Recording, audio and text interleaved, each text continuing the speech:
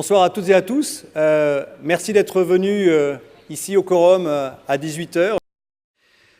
Donc nous avons voulu faire, dans le cadre d'un congrès international sur les interventions non médicamenteuses, sur la façon dont on peut les évaluer, faire également une conférence grand public pour y voir un petit peu plus clair sur cette nébuleuse qu'on appelle intervention non médicamenteuse, qu'on appelle médecine douce, médecine naturelle, médecine alternative. Et finalement, on n'y comprend pas grand-chose et finalement, il est temps d'avancer un peu avec des spécialistes, des gens qui ont consacré leur vie et leur carrière à ces questions, comme Fernand Vicari qui va parler tout à l'heure, également le professeur Baquet qui est doyen de la faculté de médecine de Nice, qui s'intéresse également à cette question et qui échange avec d'autres doyens des facs de médecine sur ces questions.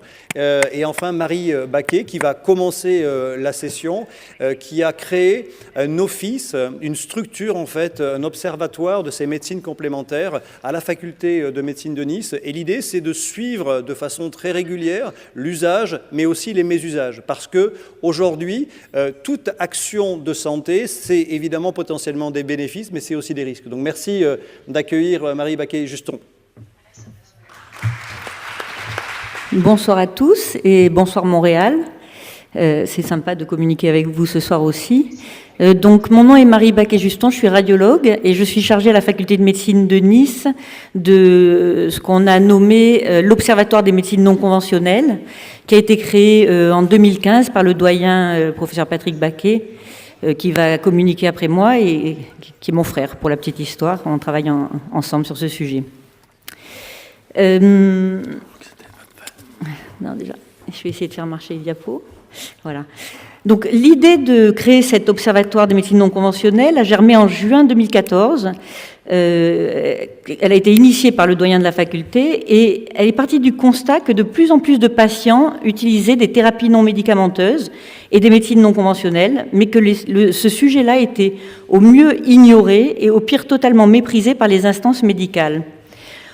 Or, les enjeux sont importants parce qu'il y a sans doute de nombreux bénéfices à se tourner vers ce type de thérapie, mais il y a également des risques, ça c'est un premier point. Et le deuxième point important, c'est que si les patients éprouvent de plus en plus le besoin d'aller en complément vers d'autres types d'approches ou de traitements, il est intéressant de se poser la question en tant que médecin du pourquoi. Que vont-ils y chercher et que ne trouvent-ils plus dans notre médecine conventionnelle ? Fort de ces deux remarques principales, le doyen a décidé de créer donc cet observatoire des médecines non conventionnelles. Le terme département aurait fait beaucoup trop polémique en fait, donc c'est pour ça qu'on a choisi ce terme de observatoire. Et nous nous sommes attelés à la tâche.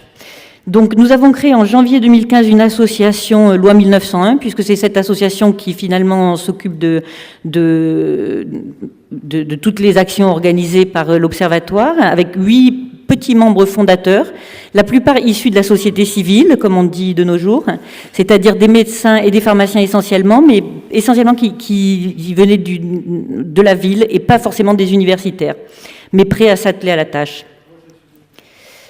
Les objectifs principaux de l'observatoire étaient d'observer donc les pratiques non conventionnelles plébiscitées par les patients, si possible de favoriser leur étude, d'en dénoncer les risques lorsqu'il y en avait et de communiquer sur leur intérêt lorsqu'il était prouvé.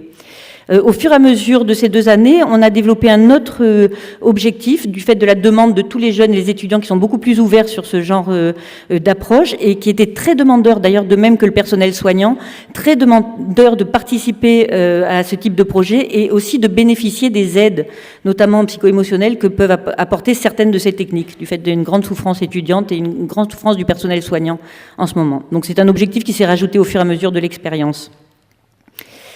La première chose que nous avons faite, c'est organiser des réunions avec des thérapeutes non conventionnels pour essayer de comprendre un petit peu comment ils fonctionnaient et d'organiser un colloque en septembre 2015 où nous avons convié essentiellement des confrères médecins et pharmaciens, puisqu'au début on marchait un peu sur des œufs, donc il fallait surtout écouter nos confrères qui avaient fait les mêmes études de nous, mais qui utilisaient ce type de techniques, que ce soit des ostéopathes, des homéopathes, des hypnothérapeutes.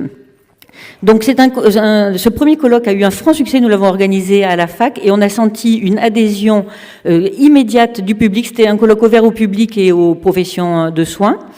Nous avons plusieurs orateurs et notamment, donc l'amphi, comme vous pouvez voir, le plus grand amphi de la fac était plein et avec un public tout à fait prêt à tenter des expériences. Ici, c'était la sophrologie par Natalia Caicedo, qui est la fille du créateur de la sophrologie caïcédienne, qui est toujours vivant, qui a fait vivre une séance de sophrologie à la salle. Enfin, un public acquis, très ouvert, beaucoup de succès, beaucoup de retours positifs. Et tellement de retours positifs qu'après ce colloque, nous avons été submergés, en fait, de demandes de participation, de demandes d'aide, d'intérêt. On sent qu'il y a vraiment une poussée du public, en attendant, qui n'est pas équivalente dans les hôpitaux, mais une poussée du public vers ce type de recherche et d'études. Donc en avril 2016, nous avons fait un organigramme pour essayer de nous organiser un petit peu, parce que ça devenait compliqué. Nous avons surtout fait un comité pédagogique, un comité scientifique et une commission de référents thérapeutiques au sujet des principales thérapies non complémentaires. Nous avons organisé un deuxième colloque en janvier 2017 au sujet de la respiration. Le thème, c'était respiration, conscience et bien-être, où là, nous avons un petit peu ouvert à des professions non médicales. C'était un mixte d'anatomie, physiologie, radiologie, comme on a l'habitude à la faculté ou dans les hôpitaux, mais avec des points de vue de yogi, des études de la respiration, du point de vue, par exemple, du qigong, d'autres thérapies plus ancestrales, mais qui ont travaillé également sur ces sujets avec des points de vue différents.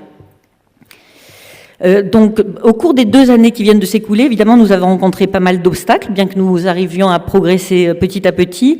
L'obstacle principal, en tant que médecin, c'était d'avoir des difficultés à obtenir un statut clair et un lien officiel avec les instances médicales.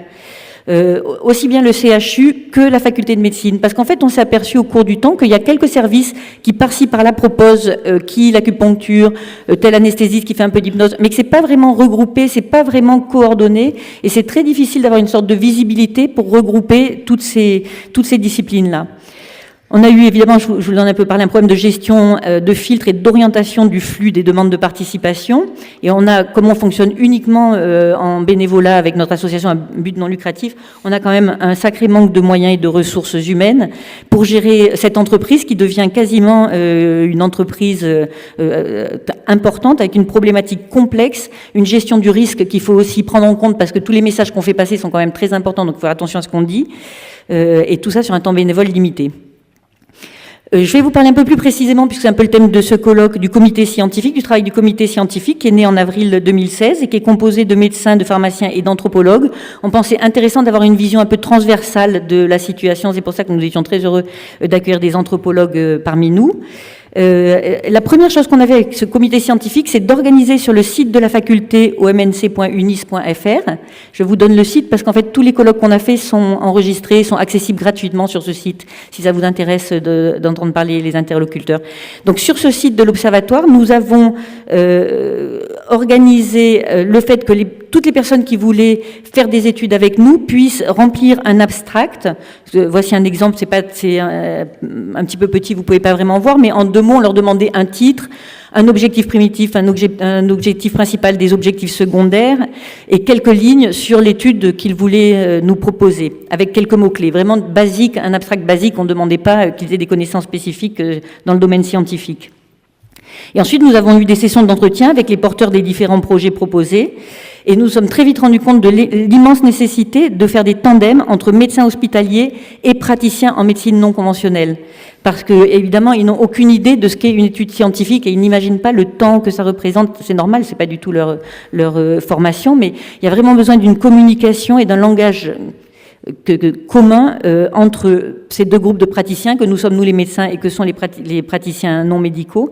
Et ces tandems sont très importants et très difficiles à constituer. On a commencé du coup à faire un partenariat avec le département de recherche clinique parce que parmi les jeunes qui font leur thèse, il y a un vivier de jeunes qui doivent faire de la recherche sur des sujets principaux et on leur propose avec l'Observatoire des sujets sur ce type de domaine quand on pense qu'ils sont intéressants et qu'ils vont mener à quelque chose. Donc, je ne vous détaille pas les études qui sont en cours d'évaluation ou en cours de formation. Il y a quand même une étude qui est terminée sur l'intérêt de l'EMDR dans la prise en charge des acouphènes. Il y a d'autres études qui sont en cours et d'autres qui sont en cours d'évaluation.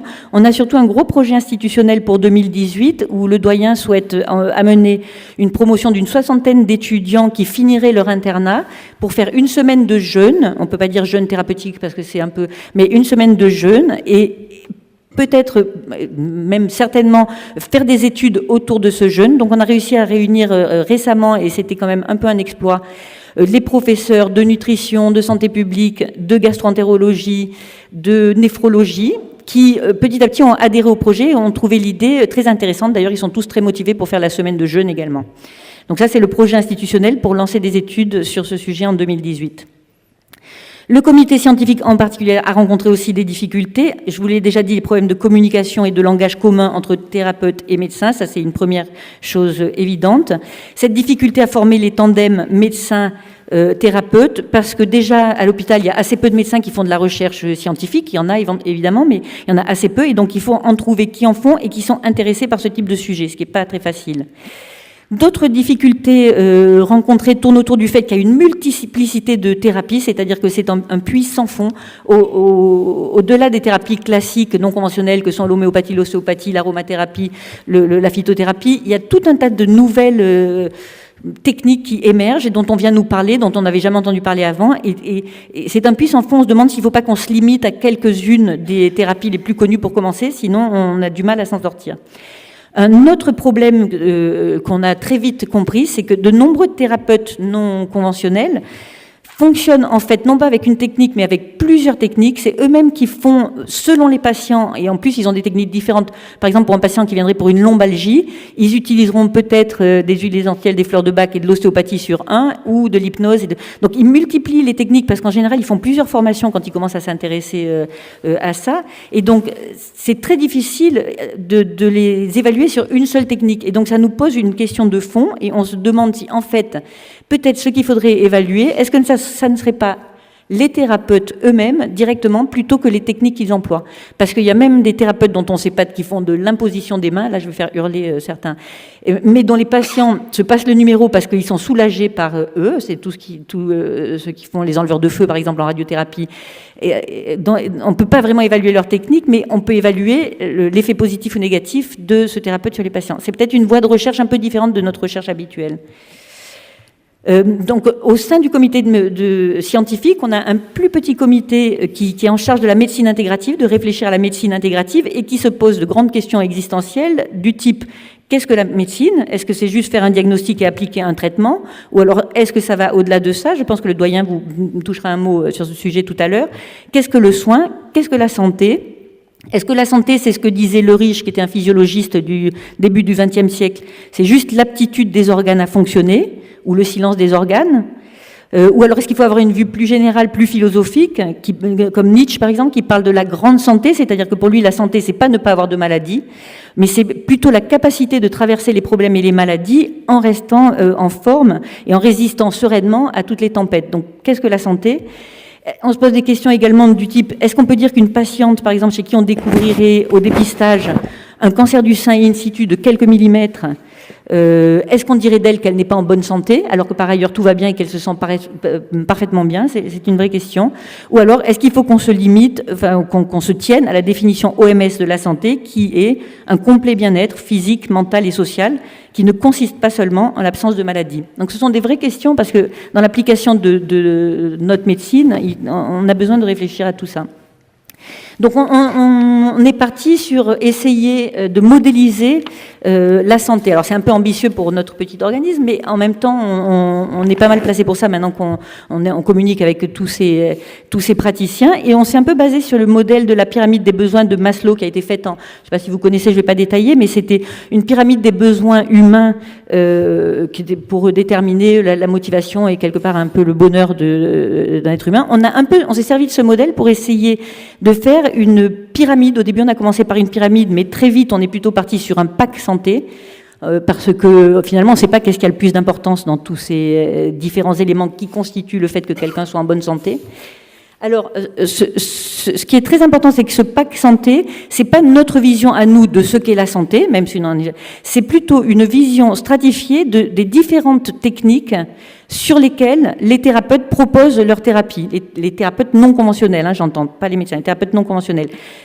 Ils proposent de travailler sur ces différents niveaux que sont la santé organique, mais ça, c'est essentiellement notre domaine médical, les modes de vie, le psycho-émotionnel, Les flux énergétiques, alors là, il y a des cheveux qui vont se hérisser et je comprends, mais il faut bien comprendre qu'il y a des médecines ancestrales, qui sont la médecine chinoise, ayurvédique, qui parlent beaucoup de ces méridiens, de ces flux énergétiques. Et il y a beaucoup de propositions de thérapie non conventionnelle qui parlent de ça, donc c'est un sujet qu'on doit aborder et regarder en face.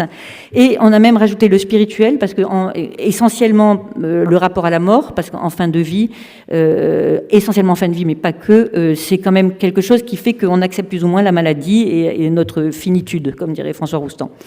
Donc finalement, tous ces strates santé, ce pack santé, constituent le terrain ou peut-être la personnalité santé du patient. Et les thérapeutes non conventionnels proposent de travailler sur ces différents éléments.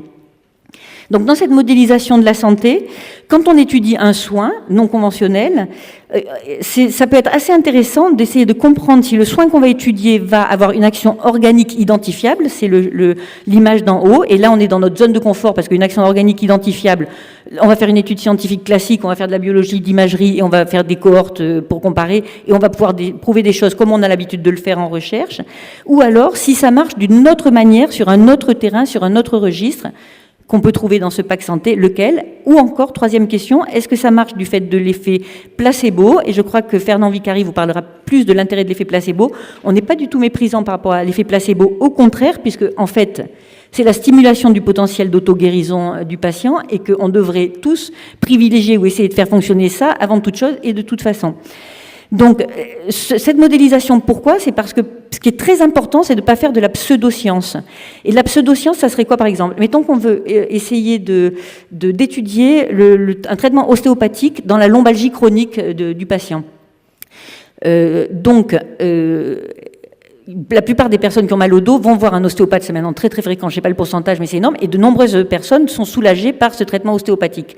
Le seul problème, c'est qu'elles disent en revenant, il m'a remis en place la vertèbre.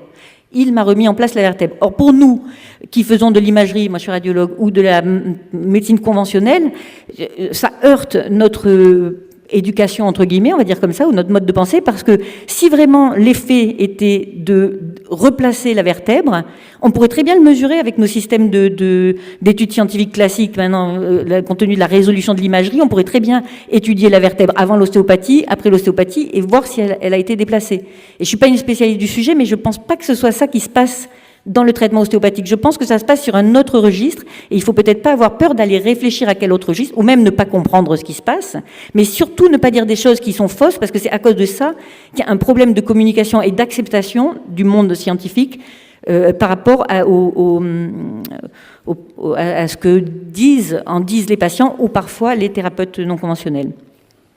Donc, pour finir, voilà un peu le parcours santé, c'est pareil, ça sera repris par la suite. Comme nous l'envisageons, en fait, nous restons très très clairs sur le fait qu'à partir du moment où il y a des plaintes cliniques, des symptômes organiques ou des plaintes psychiques sévères, il faut absolument et avant tout passer par le système médical, evidence-based medicine, la médecine basée sur les preuves, et passer par la sémiologie, la clinique, la biologie imagerie pour éliminer ou dépister un problème organique sévère. On reste sur la base de la strate et on cherche le problème organique. Une fois qu'on a dépisté ce problème organique, s'il existe, on propose un traitement comme on a l'habitude de le proposer, qui normalement a fait ses preuves. Je sais que c'est discutable, mais quand même, normalement, ça a fait ses preuves. Et on peut, pourquoi pas, le patient peut, s'il a besoin d'aide complémentaire, aller chercher ces aides complémentaires. Et ce sont ces aides complémentaires qu'on essaye d'évaluer, dont on essaye d'évaluer l'utilité. Une fois ce système de santé respecté, le soin intégratif, c'est quoi? C'est la prise en compte de tous ces différents niveaux pour essayer d'améliorer non seulement l'organe du patient qui va mal, mais un peu le patient dans sa globalité. Et il y a évidemment, ça n'est pas approuvé, des interactions énormes entre la santé organique et ces différents niveaux. Un exemple tout bête, c'est qu'un patient chez qui, par exemple, en médecine, on va diagnostiquer un cancer, va subir un stress émotionnel énorme. Et donc, ça, on sait maintenant que ça a des répercussions sur l'immunité, sur l'épigénétique. Et donc, évidemment, c'est quand même intéressant d'ouvrir la réflexion à essayer de prendre en compte ce stress qu'on va provoquer en ayant dépisté et en lui parlant de sa tumeur. Donc, bien sûr, tous ces systèmes doivent marcher les uns avec les autres. Il faut juste savoir de quoi on parle et les étudier correctement. Pour finir, je fais un petit past, present, future, c'est-à-dire donc le passé, la médecine, notre médecine, que je revendique tout à fait, basée sur les preuves, a quand même participé grandement à une augmentation majeure de l'espérance de vie du moins en Occident, aussi bien chez les femmes que chez les hommes. On a même réussi à régler cette épidémie du sida quand on était, nous, début de nos études de médecine. On voyait des services pleins de jeunes mourant dans les services dans des conditions épouvantables. En quelques années, ça s'est réglé. Donc, vraiment, il est hors de question de dénier cette médecine basée sur les preuves qui a fait faire des progrès énormes au traitement des patients. Maintenant, on s'aperçoit qu'on a peut-être besoin de quelque chose de plus, qu'il faut peut-être regarder un peu plus loin, il faut peut-être l'accompagner avec de nouvelles choses, et il faut étudier, donc peut-être réfléchir à une médecine plus intégrative, qui va prendre en compte d'autres niveaux de souffrance du patient. Donc il faut faire une recherche à ce niveau, mais qui demande des qualités un peu particulières, c'est-à-dire qu'il faut à la fois être humble, parce qu'on ne connaît pas grand-chose, il faut quand même écouter les thérapeutes qui ont des impressions sur leur manière de soigner. Il ne faut pas penser que nous sommes les seuls garants de la vérité. Il faut être curieux, évidemment, il faut être créatif pour essayer de trouver des nouveaux modèles de réflexion et de pensée et de recherche. Il faut être bienveillant, évidemment, ça c'est le propre normalement de tout soignant, mais il faut être bienveillant envers les autres thérapeutes qui ont aussi très souvent cette bienveillance-là, et essayer de les comprendre, et il faut être évidemment prudent. Voilà, je vous remercie pour votre attention et je vous laisse sur cette phrase. Mon thème aujourd'hui, c'est les difficultés de l'évaluation des thérapies complémentaires personnalisées. Je n'ai aucun lien d'intérêt concernant nos sujets. Néanmoins, le fait d'avoir travaillé, comme l'a dit Grégory, depuis quelque temps sur ce thème des thérapies complémentaires a suscité en moi deux intérêts qui se confondent. Tout d'abord, pour toutes les pratiques ancestrales, culturelles, cultuelles, qui sont presque toujours remémorées lorsqu'on veut faire appel à des connaissances sur une grosse partie des thérapies complémentaires. Et l'autre intérêt qui a été suscité par la même occasion, ce sont mes souvenirs de jeunes étudiants en médecine, puis d'externes, lorsque, lors des cliniques que faisait un patron de chirurgie, par exemple, il arrivait avec un livre sous le bras. Et je me souviens toujours, il s'appelait le professeur Chalnot, arrivant un matin avec un bouquin de Paul Valéry, je cite Paul Valéry puisqu'il est de votre région, et il nous a lu un texte qui avait été lu par Paul Valéry à l'occasion du Congrès national de chirurgie, « Les mains des chirurgiens ». Et c'est un peu en hommage à cela que je commencerai ma présentation par quelques références. Et je commencerai tout d'abord par un autre montpelliérain célèbre, le professeur François-Bernard Michel, ancien président de l'Académie de médecine, ancien président de l'Académie des beaux-arts, membre de l'Institut et responsable ou président du comité d'évaluation des miracles de Lourdes. Et il a écrit un livre, « À Lourdes, Dieu touche terre », entre l'effet éventuel d'une intervention surnaturelle et les ruses du vivant cher à Nietzsche, qu'a signalé tout à l'heure Marie Juston, François-Bernard Michel veut faire dialoguer la foi et la science. Et je reviendrai sur ce problème des miracles de Lourdes, qui, somme toute, font partie également des thérapies complémentaires.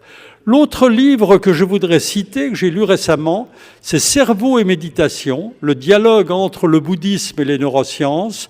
C'est un bouquin de 490 pages, pas toujours facile à lire, et c'est un dialogue entre Mathieu Ricard, que vous connaissez certainement, généticien, moine bouddhiste, et Wolf Singer, que vous ne connaissez peut-être pas, qui est un des plus grands neurobiologistes au monde et qui est le président de l'Institut Max Planck en Allemagne.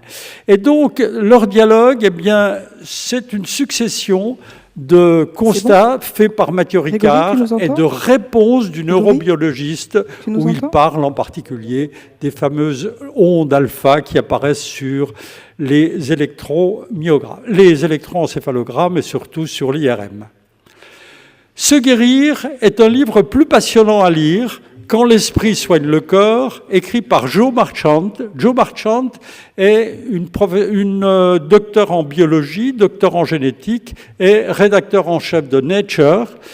Elle a écrit un livre qui se décompose en 12 chapitres, avec une introduction et une conclusion, où elle met vraiment d'une manière très très importante en exergue l'effet placebo.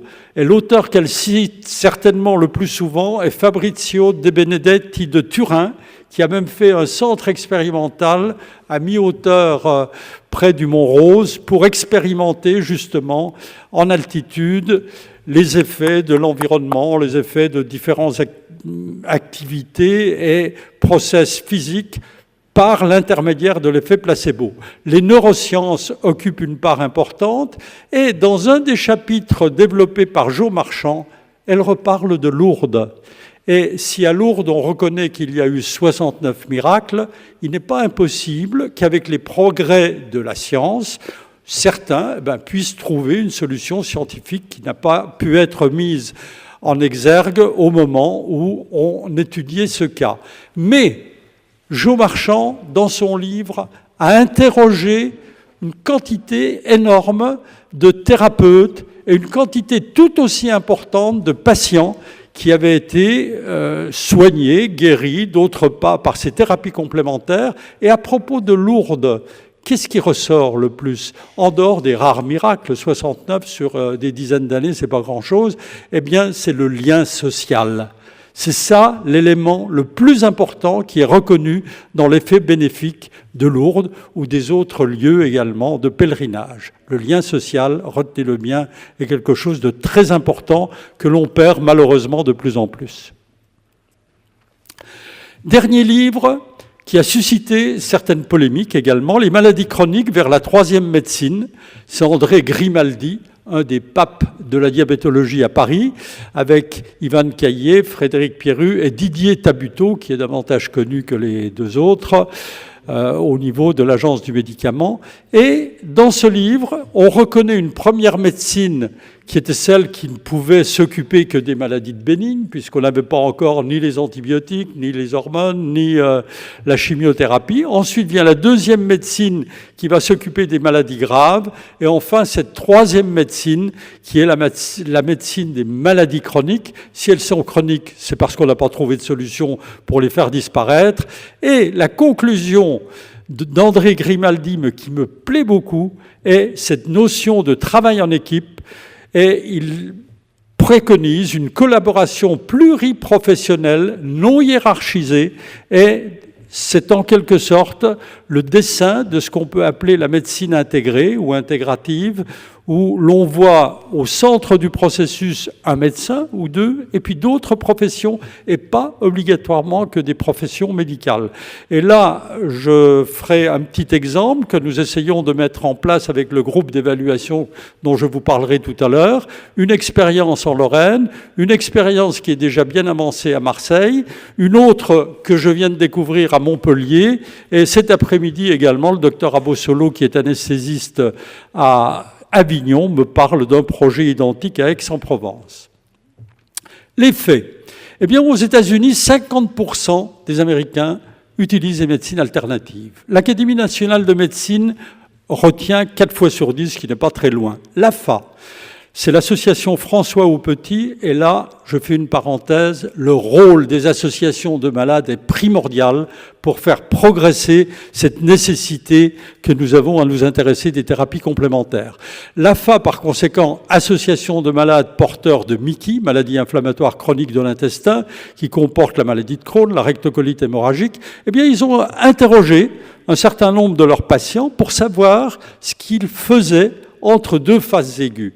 75% ont répondu « Nous allons voir un guérisseur ». Pourquoi ? Parce que notre médecin traitant nous garde 10 minutes, un quart d'heure, pendant lesquels il regarde l'ordinateur, et puis une ordonnance sort, mais il n'y a pas eu beaucoup de contacts. Par conséquent, il ne faut pas être obtus, mais il faut rester très critique. Et l'objectif raisonnable, comme je le disais tout à l'heure, c'est, à côté de la médecine classique, dite occidentale, d'accepter la possibilité qu'il y ait des thérapies complémentaires. Et de nouveau, je parlerai de cette médecine intégrée. Et, petite parenthèse à nouveau, eh bien, Ma formation s'est faite également en regardant souvent les émissions d'Arte, en écoutant La tête au carré sur France Inter. Et je citerai par exemple à Arte, une émission qui avait duré 1 heure, intitulée Mon docteur indien, où le professeur Thomas Turks, qui est un des grands pontes de l'oncologie parisienne, a été emmené en Inde par une de ses malades qui avait un cancer du sein. Et c'était pour découvrir la médecine ayurvédique. Et au retour, Thomas Turks dit dans cette émission, en conclusion, il n'est surtout pas question de détourner les patients des thérapies occidentales, mais en matière de prise en charge humaine, holistique, il n'y a pas photo, la médecine ayurvédique est supérieure. Arrivons-en maintenant au thème de ma présentation, les évaluations. Eh bien, en 2012, le CAS, c'est-à-dire le Centre d'analyse stratégique qui dépend du Premier ministre, a incité les autorités et les universitaires à s'intéresser à ces thérapies complémentaires en leur demandant d'être simples, dans un premier temps, d'essayer de faire la preuve de leur innocuité. Ensuite, d'en tirer une évaluation de leurs bénéfices. Et si c'est le cas, de les intégrer en complément. J'en parlerai tout à l'heure, l'Académie nationale de médecine a fait un rapport en 2013, qui est assez restrictif. Enfin, en 2015, grâce aux travaux de l'INSERM, le WIPSIN du CNOM est bien de très bonne qualité et présente d'une manière que je trouve, moi, tout à fait raisonnable, ces thérapies complémentaires comme dignes d'intérêt. Néanmoins, dans tous les cas, les niveaux de preuve sont bas, l'effet placebo est souvent cité, et comme le disait Marie Juston tout à l'heure, je crois qu'il faut procéder à une véritable réhabilitation de l'effet placebo. Souvent, on le dit, il marche dans 30% des cas, il y a des cas où il marche à 100%, et si l'effet placebo a été décrié et dénigré à ce point, c'est malheureusement un petit peu sous l'effet des essais thérapeutiques et des big pharma, où c'était le seul moyen de montrer la qualité d'un médicament en montrant qu'il était plus supérieur à l'effet placebo. Enfin, l'approche holistique, là encore, est souvent avancée, mais après tout, c'est bien ce qu'on demande aux médecins. Et là encore, je rappellerai mes vieux maîtres. Quand j'ai commencé à travailler à l'hôpital, 2 patrons m'ont dit « Vicari, vous savez, la façon de donner compte plus que ce qu'on donne ». Ces thérapies complémentaires ont donc été analysées et ont donné lieu à un rapport à l'Académie de médecine.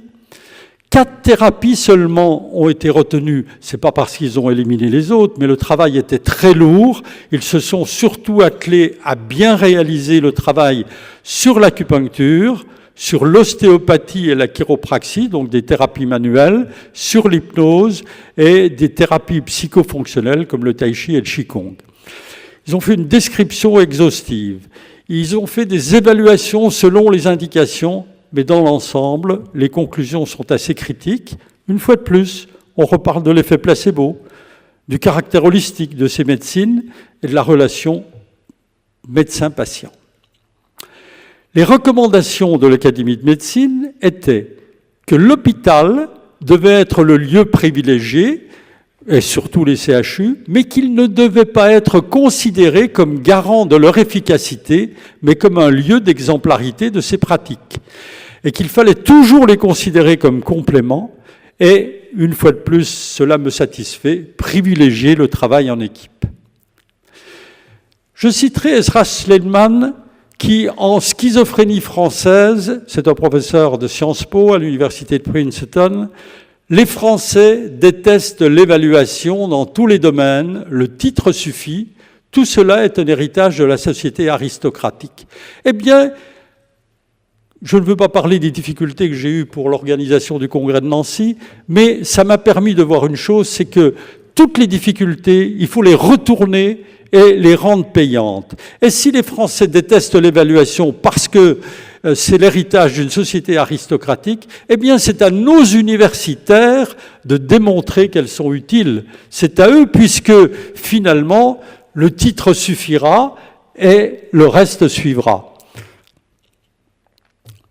Nous avons créé à Nancy le jet de COP, et c'est un petit peu la raison de ma présence ici, mais d'où vient ce jet de COP? Personnellement, je suis gastro-entérologue, maintenant en retraite, et depuis quelques dizaines d'années, je fais de l'édition, et avec deux amis de la faculté de médecine de Nancy, l'un décédé, le pauvre, Adrien Dupré, qui était doyen à l'époque, et Philippe Hartmann, qui aurait dû être ici, qui était chef de service de santé publique, qui maintenant est directeur de la santé à Luxembourg, et qui est également le responsable scientifique de ma revue Hegel. Nous avions créé une entité que nous avions baptisée les éléphants blancs, le 29 janvier 1996.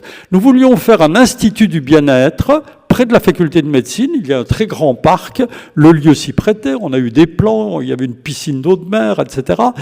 Et tout le monde était d'accord et devait y participer, tous les chefs de service. La nutrition a été prise en main par le chef de service de nutrition, il y aurait un restaurant diététique, des cours de cuisine, les troubles du sommeil, le stress par le chef de service de neurologie, les problèmes de cosmétologie par la dermato, et je passe sur tout le reste. Et malheureusement, quelques années avant de concrétiser, nous avons eu l'opposition du maire de Nancy, car il souhaitait redonner à Nancy son label de thermalisme, de ville thermale.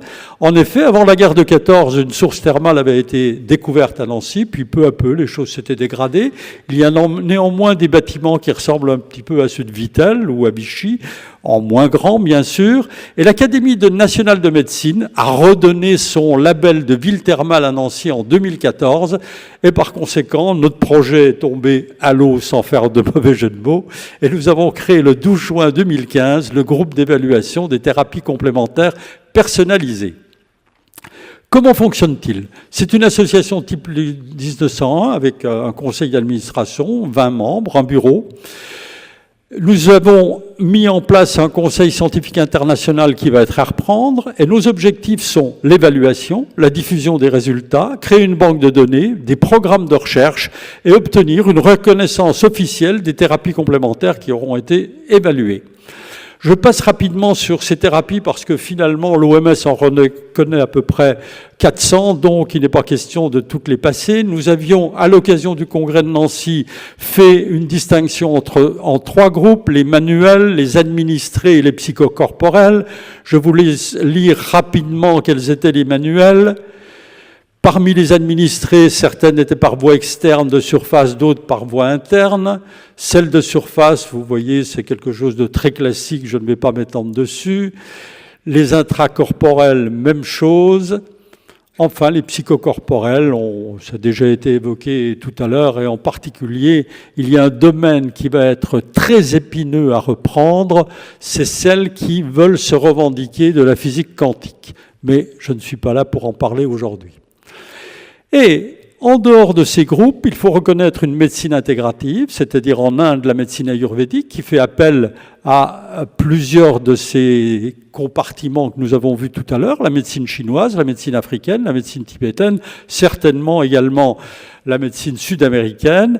Et une participante très active au congrès de Nancy était le docteur Nathalie Baburaj, qui est une indienne, qui a beaucoup travaillé aux États-Unis également, et qui a créé à Paris l'Institut de santé intégrative. Je vous donnerai les références tout à l'heure dans Hegel. Elle a publié un article où elle raconte sa vie, pratiquement, c'est passionnant à lire. Et nous avons par conséquent fait un congrès à Nancy les 27 et 28 mai 2016. Vous pourrez lire dans la revue dont je vous donnerai la référence le véritable parcours du combattant que nous avons dû franchir. Et là, je voudrais solennellement remercier le professeur Kupferschmidt de Strasbourg qui a eu l'excellente idée de nous proposer de faire une session sur l'universitarisation de ces thérapies complémentaires. Était présent Claude Hurier, l'homme de la loi Hurier, était présent bien sûr le professeur Philippe Hartmann dont je vous ai parlé tout à l'heure, mais également le professeur Laurent Degosse, qui est le créateur de la HAS en France et qui est un éminent connaisseur de la médecine chinoise.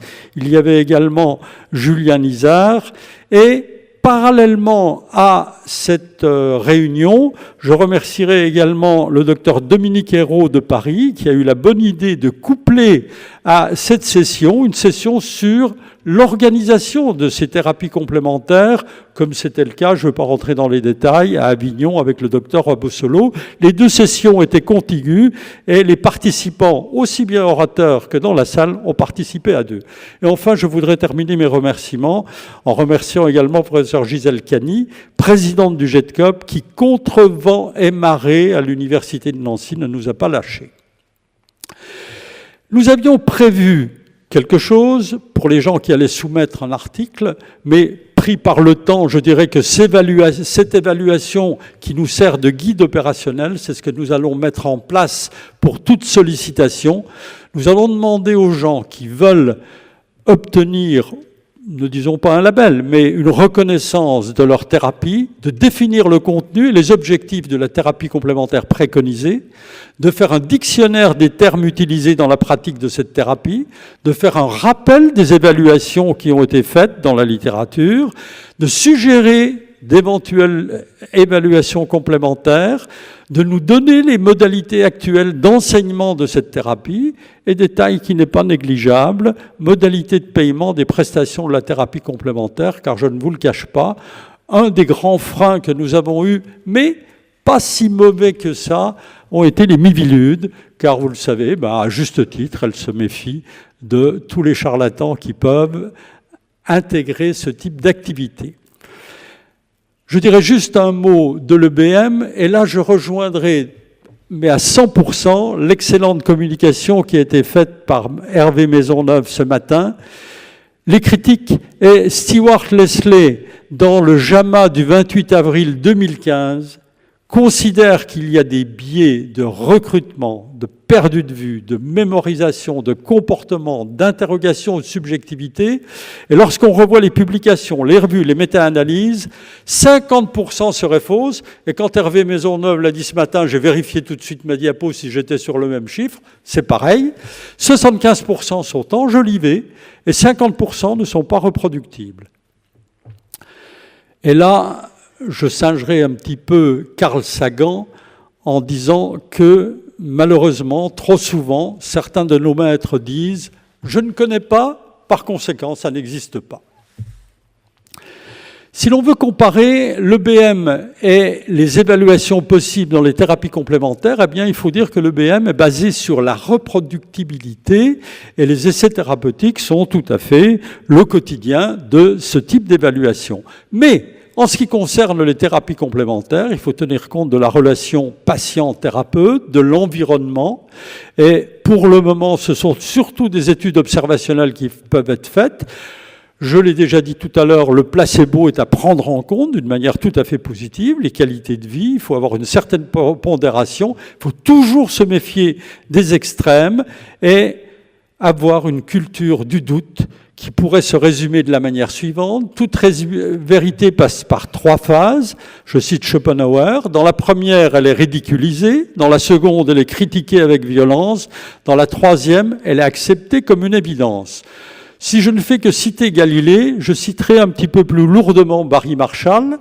Barry Marshall, je l'ai fait venir à Nancy 3 ans après ses premières publications dans le Lancet sur la découverte, à l'époque c'était Campylobacter pylori, maintenant on l'appelle Helicobacter pylori. Et je me souviens, lorsqu'il est venu à Nancy, le chef de service du CHU de gastro-entérologie avait dit à toute son équipe « N'y allez surtout pas, ce sont des vues de l'esprit de gastro-entérologues libéraux ». Depuis, Barry Marshall a eu le prix Nobel de médecine. Je citerai Louis Pasteur, guérir parfois, soulager souvent, écouter toujours. Et Gustave Flaubert, pour lequel l'erreur serait de vouloir conclure. Néanmoins, en matière de conclusion, je voudrais insister sur le fait que dans ces thérapies complémentaires, on pourrait évoquer, et je crois que l'INSERM s'est déjà un peu prononcé là-dessus. On devrait avoir 3 types de thérapies complémentaires évaluables. Un premier type qui pourrait entrer dans l'EBM, lui appliquer exactement les mêmes méthodes. Un deuxième type de voir le degré d'importance de l'effet placebo. Et un troisième type qui concerne des thérapies qui font appel à différents mécanismes et pour lesquels le mode d'évaluation serait encore à trouver. Si vous avez de quoi noter, je vous propose de noter le site de la revue Hegel, dont l'adage est pensé par soi-même. Tout ce que nous avons dit au congrès de Nancy il y a un an, et tout ce qui se dit autour des thérapies complémentaires, j'espère que vous pourrez le trouver. Et voilà la couverture. C'est une revue qui est faite avec l'INSERM, le CNRS à Nancy. Et nous avons également une formule papier qui sort 4 fois par an. Je vous remercie. Je voudrais d'abord dire à Grégory Minot l'honneur qui m'est fait de venir parler de ce sujet difficile à Montpellier, le féliciter pour la qualité de ce congrès très scientifique. Vous m'entendez ? Pardon. De ce congrès extrêmement scientifique dans un domaine qui est plus artistique que scientifique.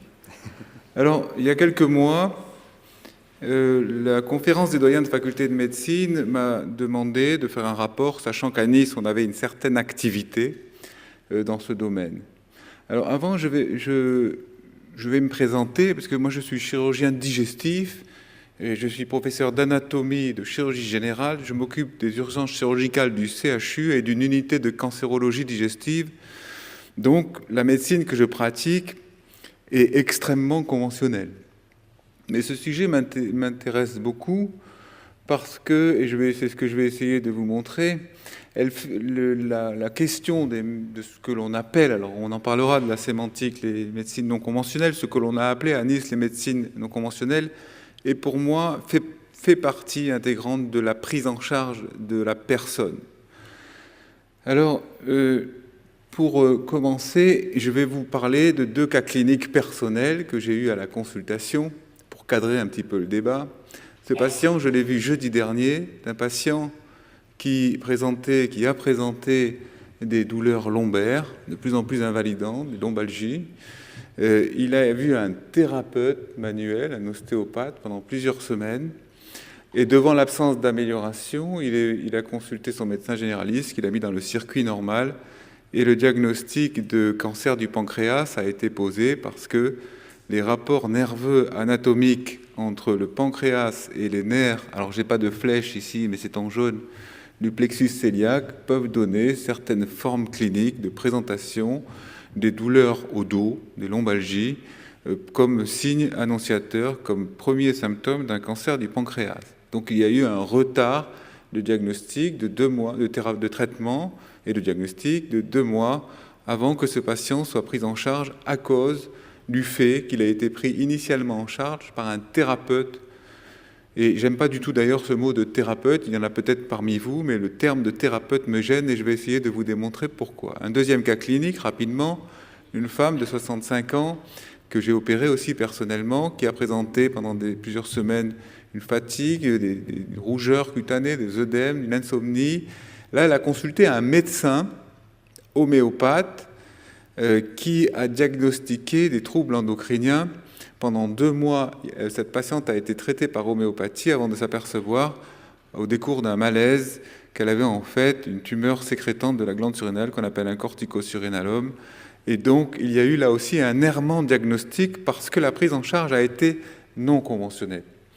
Alors, c'est important de rappeler ça avant de parler du reste. Parce que quels sont les problèmes ? La plupart d'entre nous, je m'adressais à la conférence des doyens quand on m'a demandé de faire ce topo, n'y croient pas à la médecine non conventionnelle, il faut le dire. Pourquoi nous ne croyons pas à ça ? Parce que notre université est issue de la période des Lumières et que la médecine que l'on applique est une médecine qui est née au XVIIe siècle selon la méthode anatomo-clinique. François Laennec, Xavier Bichat sont les grands anciens. Et cette méthode oppose justement la méthode au dogme, la médecine dogmatique d'avant. Elle oppose le savoir à la croyance. Savoir et croire, ce n'est pas du tout la même chose.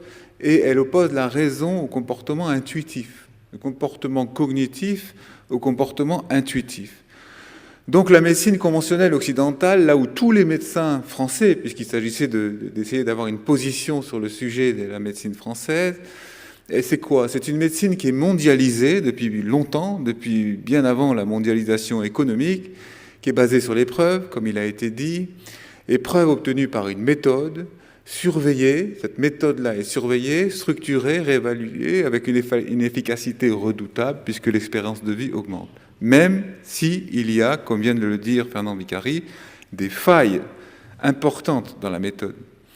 Alors que la médecine non conventionnelle, si on peut la définir, c'est une médecine basée essentiellement sur des dogmes et une pratique intuitive, non surveillée et non réévaluée. Si on rajoute à ça le mercantilisme non contrôlé de cette activité parce que la pratique n'est pas encadrée, on a le cocktail réuni pour que l'université puisse éventuellement adouber des charlatans si elle ne fait pas attention. Je suis désolé, j'ai des propos un peu durs pour les gens qui sont très, très adhérents aux médecines non conventionnelles, mais vous verrez que j'y adhère aussi.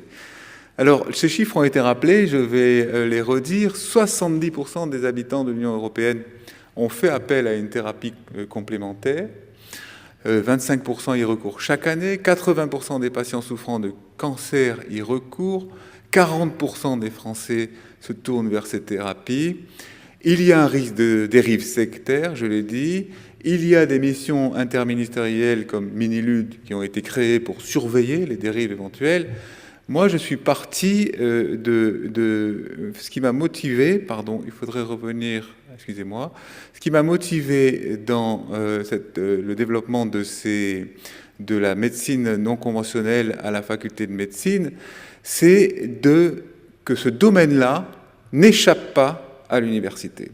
Il est tellement développé qu'il ne peut pas échapper à l'université.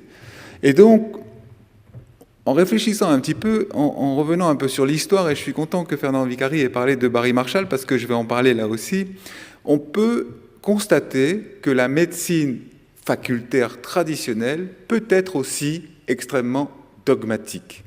L'exemple de l'ulcère gastrique ou duodénal est là pour le prouver, parce que vous savez tous ce qu'est un ulcère de l'estomac ou du duodénum, c'est une ulcération de la muqueuse.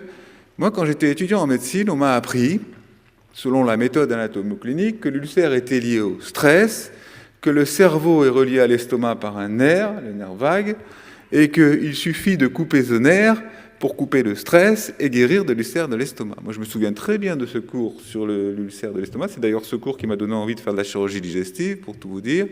Et donc, pendant des décennies, on a opéré les patients d'ulcère de l'estomac en faisant des interventions finalement assez mutilantes qui entraînaient un certain nombre de séquelles digestives et qui ne guérissaient pas tous les patients. Puis quand j'étais étudiant en médecine, ce fut l'ère des médicaments puissants puisqu'on a changé le dogme et on a dit que c'était un dysfonctionnement de la sécrétion d'acide chlorhydrique dans l'estomac et donc on a mis au point des médicaments antisécrétoires, les antihistaminiques ou des inhibiteurs de la pompe à protons qui ont une certaine efficacité.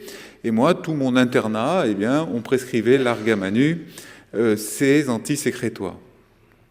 Puis est arrivé Barry Marshall, dont Fernand Vicari a parlé tout à l'heure. Barry Marshall, c'est un gastro-entérologue australien qui est parti d'une hypothèse, et c'est là où on parle de méthode par rapport à une position dogmatique. Il s'est dit, je remarque que dans les estomacs où il y a un ulcère, il y a un certain type de bactérie qu'il a appelé Helicobacter pylori. Y aurait-il un lien entre la présence de cette bactérie et l'existence d'un ulcère? Pourquoi pas? Comme le disait Fernand Vicari, l'ensemble du monde scientifique, médical, des gastro-entérologues universitaires ne pouvait pas croire qu'une bactérie soit responsable d'un ulcère pour une raison très simple, c'est que le pH, l'acidité dans l'estomac est très importante, le pH est à 4, et donc tous les biologistes savent que c'est impossible de faire pousser des bactéries lorsque le milieu est acide, mais lui a tenu bon. Il a dû s'auto-inoculer une potion de bactéries après avoir fait une fibroscopie avant et après. Il a failli mourir d'une gastrite hémorragique. Bon, j'enjolive un peu, mais c'est un peu ça. Et il a pris des antibiotiques et il a guéri de son ulcère avec des antibiotiques.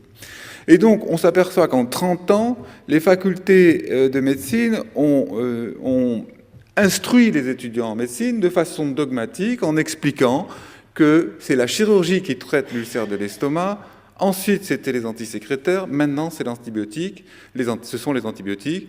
L'ulcère gastro-duodénal est devenu une maladie infectieuse. Soit dit en passant, pour ceux qui pensent que les antibiotiques sont méchants et mauvais et qu'ils sont trop prescrits, ce qui n'est pas faux. On observe parallèlement, depuis 30 ans, une diminution majeure de l'incidence du cancer de l'estomac. Vous savez le lien qu'il y a entre l'ulcère et le cancer, et on peut se poser la question de savoir si les cancers de l'estomac disparaissent, ou en tout cas leur incidence diminue de façon importante. Est-ce que ce n'est pas parce qu'il y a eu une distribution trop importante d'antibiotiques qui ont donc stérilisé les estomacs et qui font que maintenant on n'a plus ou très peu le cancer de l'estomac, alors qu'il y a une augmentation très importante du nombre et de l'incidence des cancers du côlon et du pancréas sans qu'on le comprenne vraiment pourquoi. Donc cette démonstration de dogmatisme universitaire doit nous pousser aussi à réfléchir. Alors quel nom donner à ces activités que nous avons baptisées, que nous avons choisi à Nice de baptiser non conventionnelles? Alors, médecine parallèle, médecine douce, je pense que ces termes doivent être bannis, parce qu'il n'y a pas deux médecines. Deux droites parallèles ne se croisent pas, et il n'est pas concevable qu'il y ait une médecine parallèle à une autre. Patamédecine, c'était proposé par l'Académie de médecine, médecine non conventionnelle, c'est le terme que nous avons choisi, thérapeutique non conventionnelle, soins non conventionnels, intervention non médicamenteuse. Je trouve que ce terme est très bien parce que ça fait penser à la chirurgie, intervention non médicamenteuse, et donc ça cadre bien le débat. Ou alors, peut-être, soins non médicamenteux de support. Qu'est-ce que c'est que la médecine conventionnelle? Si on veut parler de la médecine non conventionnelle, encore faut-il, comme essayait de le faire ma sœur, le docteur Baquet-Juston tout à l'heure, définir ce que c'est que la médecine conventionnelle. Et cette diapositive me semble essentielle. Elle vous fait comprendre pourquoi il faut 10 ans pour former un médecin. Parce que devant tout patient qui souffre, il y a, de la part du médecin, que je refuse d'appeler thérapeute, la nécessité de procéder selon 3 étapes distinctes. Premièrement, un temps de sémiologie, le sémios, les signes cliniques, qui consiste à regrouper les symptômes, en faire des syndromes. Un syndrome est une association de symptômes, et de conclure au décours d'un examen clinique ou paraclinique, radiologique ou biologique, de ce qu'on pense être le diagnostic. Ensuite, le deuxième temps, c'est de discuter les diagnostics, quel que soit le symptôme d'appel. Et il y a toujours possibilité d'avoir plusieurs maladies, il faut en choisir une, et pour ça, il faut l'argumenter. Ces 2 premières étapes sont fondamentales, et on ne peut pas construire la 3e de la thérapeutique si on ne passe pas par ces 2 premières étapes qui prennent du temps, qui demandent beaucoup de connaissances anatomiques, physiologiques, nosologiques. La nosologie, c'est la classification des maladies, étiologique, la cause des maladies. C'est le plus difficile en médecine, de ne pas se tromper. Ensuite, il y a un temps de discussion thérapeutique où tout se discute là aussi. Il y a des moyens médicaux, des moyens chirurgicaux, des méthodes plus modernes, dites interventionnelles. Et le choix du traitement doit être argumenté et justifié. Donc, où se placent dans ce parcours obligatoire des patients les thérapeutiques ou soins non conventionnels? Alors, comme l'a rappelé Fernand Vicari, effectivement, toutes les institutions se sont positionnées, sauf les facultés de médecine. Et on a eu cette petite communication au sein de la conférence il y a quelques mois. On avait prévu d'en faire un texte qu'on donnerait éventuellement aux médias, mais pour l'instant, le texte n'est pas encore finalisé. Alors là, le positionnement, effectivement, du Centre d'analyse stratégique qui dépend du Premier ministre. Il y a le positionnement de l'Académie de médecine que je trouve également un peu faible parce que je pense que l'Académie de médecine ne distingue pas cette problématique essentielle du diagnostic avant de parler de traitement. Avec ce qui a été détaillé, la Haute Autorité de Santé nous a également, vous trouvez ça sur le site internet de l'HAS, la revue Hegel, qui est effectivement une revue qui pose des questions et qui pousse tous les gens qui s'intéressent à essayer d'avoir une réponse personnelle à ces questions. L'INSERM a une unité dédiée, et le dernier rapport de l'INSERM sur le jeûne thérapeutique est extrêmement bien conduit, parce que vous savez que le jeûne thérapeutique, c'est quelque chose qui est très à la mode en ce moment, et vous lisez le rapport de l'INSERM pour ceux qui s'y intéressent sur le jeûne thérapeutique, c'est vraiment bien construit, on voit là la patte de l'INSERM.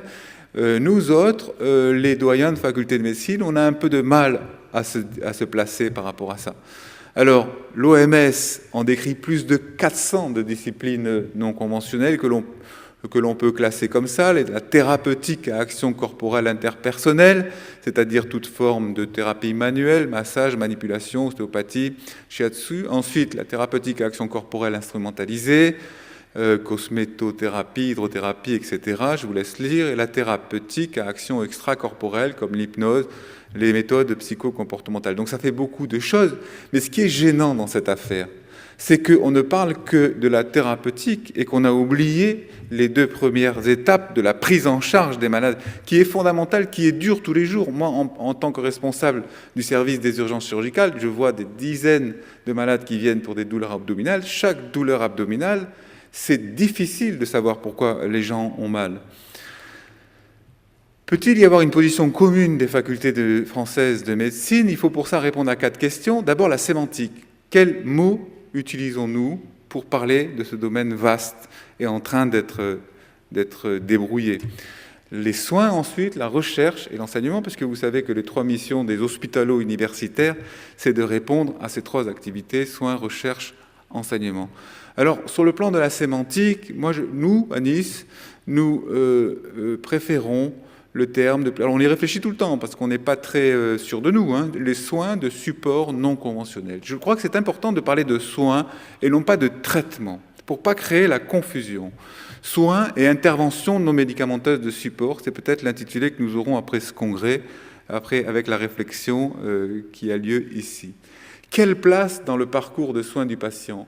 Eh bien, c'est la place à la fin, à la toute fin du parcours, quand un diagnostic a été posé.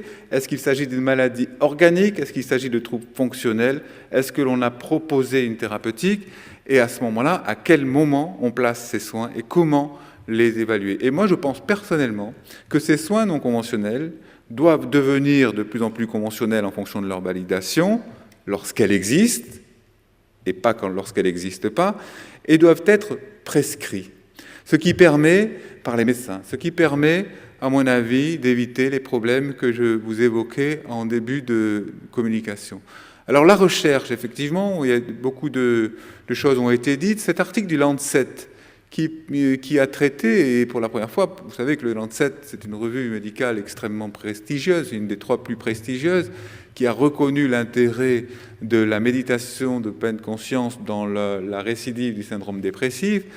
Ça a été une espèce de révolution, hein, en 2015, le Lancet a publié cet article, mais il y a comme le disait Fernand aussi tout à l'heure, il y a des gens qui disent qu'au comité éditorial du Lancet, on publie des articles un petit peu, on va dire borderline, pour augmenter le facteur d'impact du Lancet, c'est-à-dire en faisant un espèce de scoop. C'est un peu le même principe que Voici ou Gala, c'est-à-dire qu'on vous publie un article médical qui fait débat, comme ça tout le monde le lit, tout le monde le cite, ça augmente le facteur d'impact du journal, donc le prestige du journal, et en fait on s'éloigne de la réalité méthodologique qui est extrêmement difficile dans ces situations-là. Alors, les démarches comme celles qui ont lieu à Montpellier sont exemplaires, c'est extrêmement difficile, mais il faut les poursuivre avec cette méthodologie efficace pour la recherche dans ce domaine. Et enfin, l'enseignement. Alors, qu'est-ce que les doyens de faculté médecine doivent penser? Moi, je pense qu'ils doivent penser qu'il ne faut enseigner que ce qui est prouvé. Il faut soumettre chaque année le contenu pédagogique des DU, des diplômes d'université au conseil pédagogique. Et il n'y a pas plus tard qu'il y a 5 jours, nous avons accepté à Nice un diplôme d'université de méditation, mais il a fallu que la démarche soit pilotée par le conseil scientifique de la faculté de médecine. Il faut vérifier le parcours des intervenants et replacer toujours ces méthodes dans le contexte global de la démarche médicale. C'est pour ça que je vous le redis, je suis un peu lourd, désolé, mais je n'aime pas entendre parler de thérapeute. Et je pense que le terme de thérapeute est un terme dangereux et il faut toujours avoir cette réflexion globale, difficile à acquérir, pour pouvoir soigner de façon correcte. Alors nous avons effectivement cet observatoire des médecines non conventionnelles qui a produit son 2e séminaire avec effectivement un engouement spectaculaire puisque sans aucune publicité réelle, uniquement par Internet et le site de la fac, nous avons eu 450 inscrits. C'était des conférences grand public, 15 jours avant la clôture des inscriptions, donc nous avons dû fermer les inscriptions. Et puis les thématiques sont extrêmement intéressantes. je pense qu'il faut poursuivre cet effort de communication. Et puis, pour conclure, vous parliez tout à l'heure des miracles de Lourdes. Vous savez qu'Alexis Carrel a beaucoup étudié ce principe des miracles. Il dit cette phrase qui me touche beaucoup. Pour guérir un malade, soulager les douleurs, tous les moyens sont bons pourvu qu'ils réussissent. Je pense que tout médecin doit avoir ça en tête pour la prise en charge globale du patient. Il faut faire preuve d'ouverture d'esprit, mais sans jamais transiger avec les valeurs qui nous fondent, qui fondent l'université. Sinon, eh bien, on se met en danger. Organiser dans chaque faculté ces activités, et c'est pas facile. On parlait tout à l'heure des problèmes à Nancy, et mon collègue de Nancy m'a parlé de ces problèmes. Il a beaucoup de mal. Alors moi, à Nice, j'ai des personnes de confiance, puisque c'est ma sœur qui est médecin, donc on peut travailler et on peut développer ces activités, exiger la rigueur scientifique dans les évaluations et les enseignements, et toujours replacer ces méthodes dans le parcours global des patients. Je vous remercie de votre attention.